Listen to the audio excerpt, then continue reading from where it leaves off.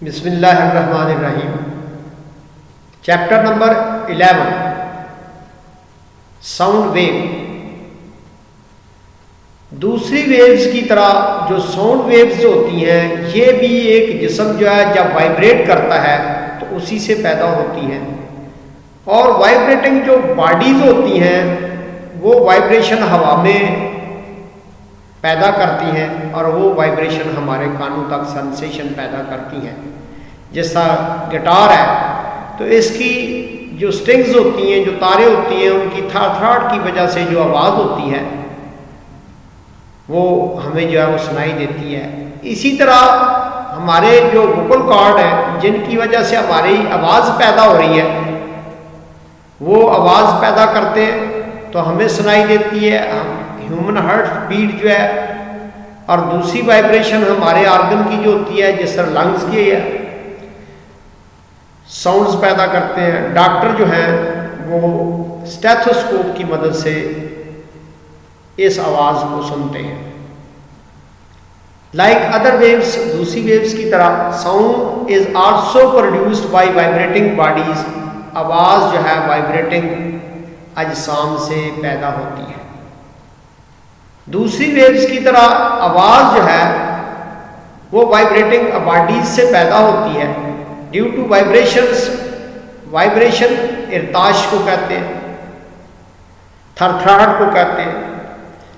Due to vibrations, vibration की वजह से बॉडी की वाइब्रेशंस की वजह से द एयर्स अराउंड देम, जो इर्द गिर्द हवा होती है, आल्सो वाइब्रेट्स, वो भी वाइब्रेट करती है।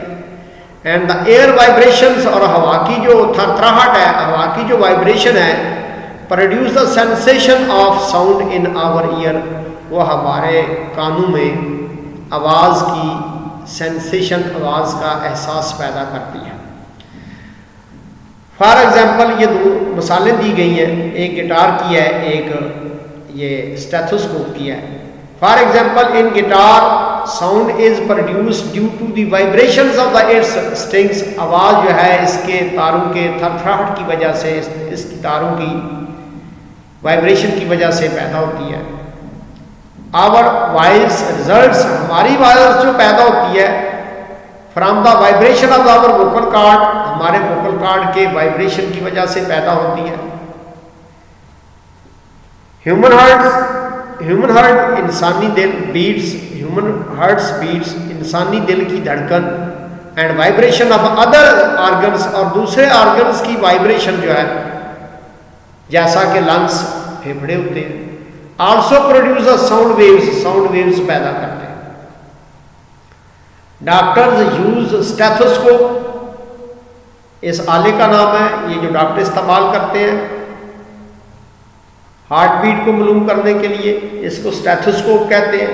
टू हेयर दिस साउंड, इस साउंड को सुनने के लिए जो हार्ट बीट होती है, डॉक्टर जो है स्टेथोस्कोप इस्तेमाल करते हैं। क्वेश्चन आता है, prove that sound requires the material medium for its propagation. Sound requires the material medium, आवाज़ को मटीरियल मीडियम की ज़रूरत होती है फॉर इट्स प्रोपेगेशन, इसकी इशाअत के लिए, इसके पैदा होने के लिए। आवाज़ के पैदा होने के लिए इसके मटीरियल मीडियम की ज़रूरत होती है। ये क्वेश्चन इंपॉर्टेंट है, एग्ज़ाम में ये बार बार आता है। अगर ये क्वेश्चन आता है तो आपने जो है ये डायग्राम बनानी है। इससे एक इजी डायग्राम मैंने ये इंस्टॉल की है। ये भी एक बेल जार ऑपरेटस है, हमारी बुक के अंदर ये बेल जार ऑपरेटस है। अनलाइक लाइट, रोशनी के बरक्स, waves which are electromagnetic in nature, ऐसी वेव्स जो इलेक्ट्रोमैग्नेटिक इन नेचर हैं। And can also pass through vacuum, और खला में, वैक्यूम खला में से भी गुजर सकती है। Sound waves require the some material medium, sound waves को किसी मटीरियल मीडियम की ज़रूरत होती है। किसके लिए? फॉर इट्स प्रोपेगेशन, इसके पैदा होने के लिए। आवाज़ को पैदा होने के लिए किसी मटीरियल मीडियम की ज़रूरत होती है। This can be provided by the bell jar apparatus, ये बेल जार ऑपरेटस से जो है इसको एक्सप्लेन किया जाएगा। The bell jar is placed on the platform of the vacuum pump. ये वैक्यूम पंप का प्लेटफॉर्म है, इसके ऊपर ये बेल जार रखा हुआ है, इसके अंदर ये इलेक्ट्रिक बेल है और ऊपर से ये पावर सप्लाई है। इस वैक्यूम पंप पहले जब हम बेल को ऑन करेंगे तो इसकी आवाज़ सुनाई देगी हमें। जब वो मटेरियल मीडियम जो है उसमें एयर है, जब हम इस वैक्यूम पंप के ज़रिए इस बेल जार के अंदर से हवा को निकाल देंगे तो फिर उस वक्त हमें बेल की आवाज़ नहीं आएगी। इससे ये साबित होता है कि आवाज़ को पैदा होने के लिए, आवाज़ के प्रोपगेशन के लिए मटेरियल मीडियम की ज़रूरत होती है। The bell jar is placed on the platform of the vacuum pump. Bell jar को जो है वैक्यूम पंप के प्लेटफॉर्म पे रखा गया। And electric bell is suspended in the bell jar. ये इलेक्ट्रिक बेल है, ये जार है, इसके अंदर इलेक्ट्रिक बेल को लटकाया गया है।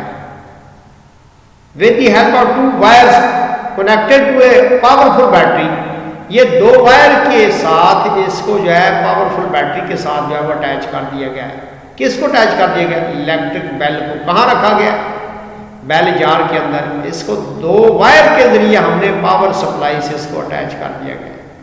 By setting on the power supply, जब इसके बटन को हम ऑन करते हैं, electric bell will begin to ring.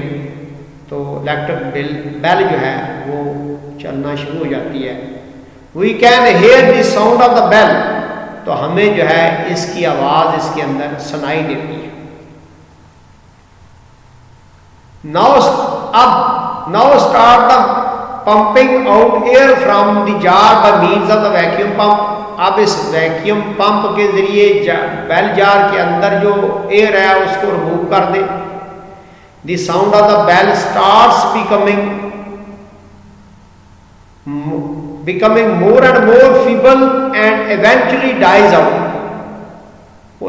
अब जब हम इस वैक्यूम पंप के जरिए इस बेल जार के अंदर से हवा को निकालते हैं तो बेल की जो आवाज़ है ये फीबल मध्यम होती जाती है और आखिरकार ये ख़त्म हो जाती है, डाइज आउट, ख़त्म हो जाती है।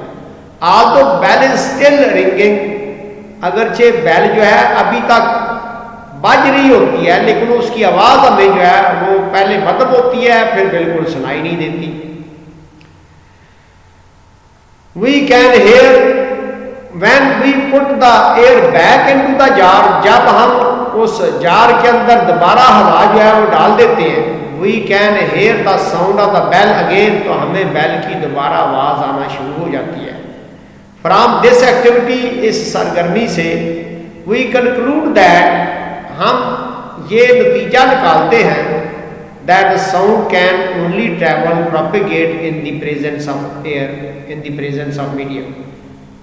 हम इससे ये रिजल्ट निकालते हैं कि साउंड को पैदा होने के लिए किसी मटीरियल मीडियम की ज़रूरत होती है।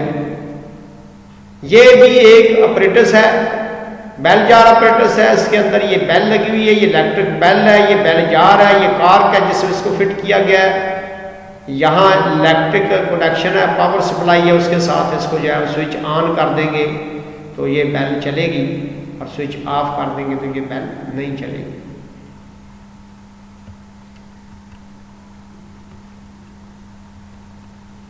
Thank you.